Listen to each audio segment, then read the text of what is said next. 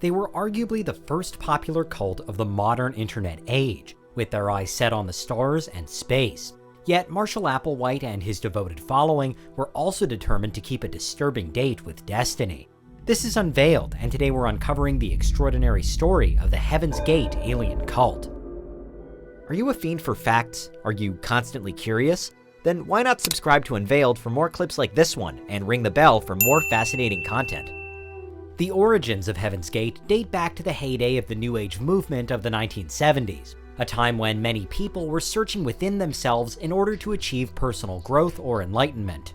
This was the decade that was building upon the counterculture of the 1960s and daring to ask difficult questions about sex, happiness, mental health, and religion.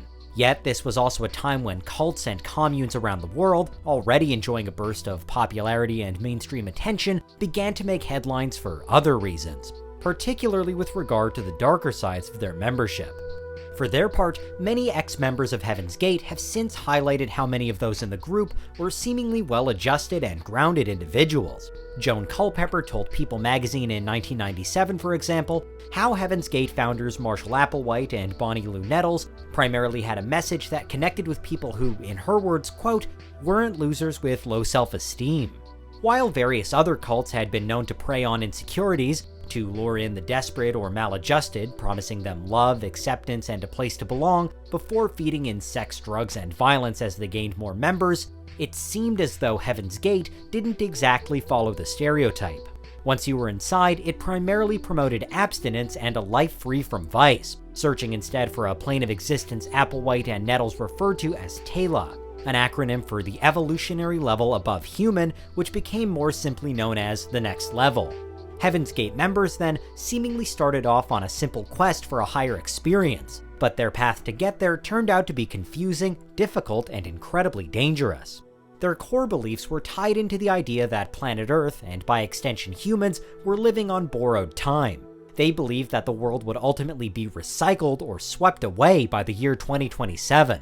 For those in Heaven's Gate, the only way to escape this fate was for our consciousness to leave Earth, bound for that next level that everyone aspired to. And the way they envisioned that happening is that they would be carried away by an alien spaceship into the afterlife.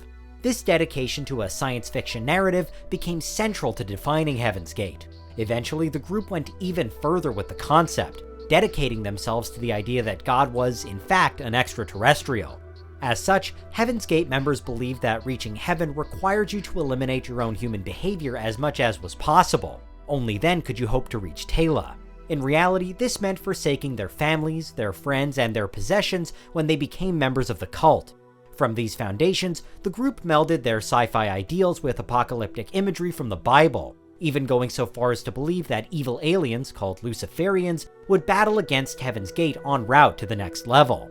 The Heaven's Gate founder and leader Marshall Applewhite hadn't always been obsessed with these sorts of outlandish ideas, though. He was once married with children and had worked at the University of Alabama as an assistant professor. His family broke apart in the mid to late 60s, though, when Applewhite had an affair with a male student and moved to Texas to teach music at another university. Applewhite met Bonnie Lou Nettles in 1972, where she had been working locally as a nurse. The pair connected strongly over their shared interest in Bible studies and spirituality, and they soon became inseparable. Their bond grew over time, but it's thought that it was never sexual itself. For Applewhite and Nettles, the hours and hours they spent traveling together in the early 70s were used up discussing their emerging philosophies about reaching the next level.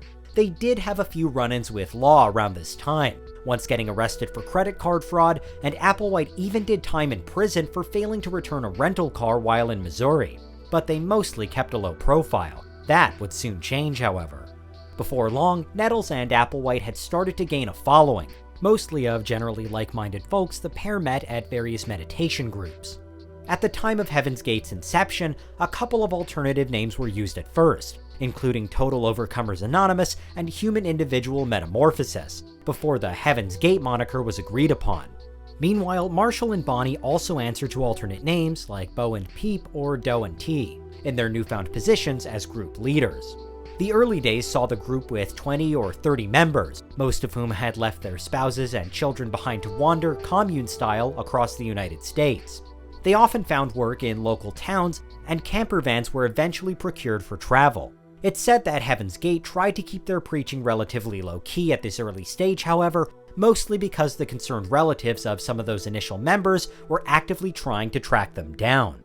Around this time is where the group's many problems and contradictions begin to come into play. We're in the mid-70s now, and there are differing reports as to how strict Applewhite and Nettles were with their growing flock. On the one hand, it's said the pair tried to control the lives of their members, holding onto their car keys and IDs for example, and using physical abuse such as hitting followers on the head with tuning forks in order to get rid of bad thoughts. Dick Joslin was a member during the cult's mid-70s peak, and he told People magazine that the experience felt similar to military service, while another member, Jacqueline Leonard, was reportedly only allowed to contact her family after asking for permission. Despite the many tales of controlling behavior though, the fact that there are so many Heaven's Gate stories out there shows that leaving the cult and speaking out against it wasn't totally impossible. In fact, it's been widely reported that members were allowed to leave the group without any particular repercussions or punishment. Still, what we do now know about what happened paints quite an unsettling picture. There are widespread reports that each member was systematically paired up with a buddy with whom they would eat, sleep, and work. These partners were rotated often, however, and they were intentionally selected to be polar opposites from one another, so as to discourage any temptation for sex or dating. Indeed, Applewhite was so focused on this particular aspect of the cult's teachings that he voluntarily subjected himself to surgical castration, so as to separate fully from any sort of sex drive. This then became a requirement for male members of Heaven's Gate, and a number of devotees did follow Applewhite's lead, though some others simply focused on personal celibacy. Applewhite and Nettles also proclaimed that the next level was a genderless place, so this required all members to be as alike as possible, which is why they became known for their unofficial uniforms of baggy, androgynous jumpsuits. Remember, it was believed that all of these things would allow them safe passage onto an imminent alien spaceship, which would then transport them to a higher place, to the next level. As for the matter of exactly how Heaven's Gate believed they would board the spaceship, no one really knew. Not even the leaders were entirely sure, and they were often accused of just jumping on any major headline-grabbing natural disaster or event, insisting that it was the one, and then preparing their group for some kind of rapturous departure. When this repeatedly didn't happen, when the Heaven's Gate predictions failed to materialize time and time again, Applewhite and Nettles would often simply admit they were wrong, or they'd take long leaves of absence to imply that their leadership had failed. Whether or not this was a means of reverse psychology is difficult to say, but Dick Joslin recalls feeling a bonding with the pair, as opposed to any feelings of distrust.